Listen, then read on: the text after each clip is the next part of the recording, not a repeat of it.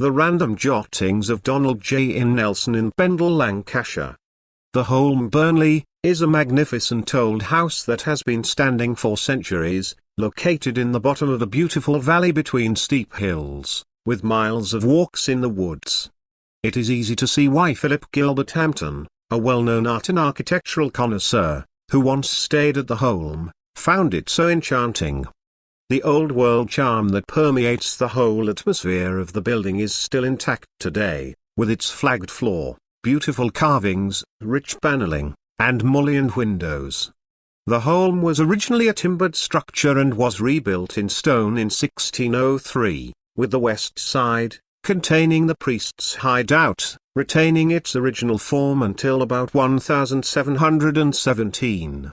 The mid-19th century saw many extensions made by Thomas Hordern Whitaker, mostly at the rear of the house. The Holme at one time had its own water supply with a sophisticated piping arrangement, and it was estimated that in the early 20th century, 1 ton of coal per week was necessary to heat 42 rooms in the winter months. The Holme was in the possession of the Whitaker family from 1431 until 1959. When the link was broken and the house was bought by Mr. and Mrs. E. Halstead. The Whitakers were a long line of scholars, with some of the most illustrious members being Dr. William Whitaker, the Cambridge Professor of Reformation Days, and Dr. Thomas Hordern Whitaker, who wrote the famous History of Whalley, and was a celebrated antiquary. There was also Robert Nowell Whitaker, who was Vicar of Whalley until his death.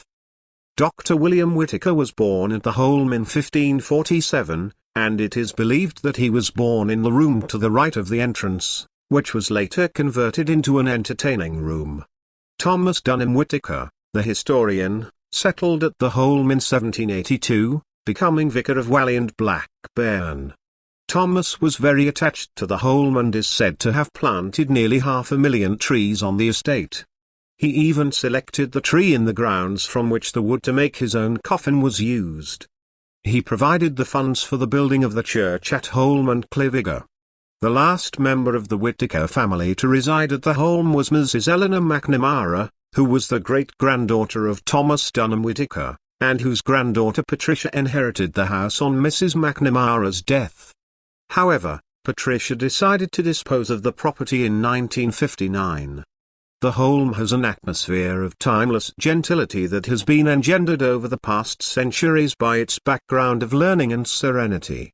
Members of distant branches of the Whitaker family have visited the Holme frequently in the past, and one such branch that emigrated to America generations ago regularly makes the journey to see the ancestral home.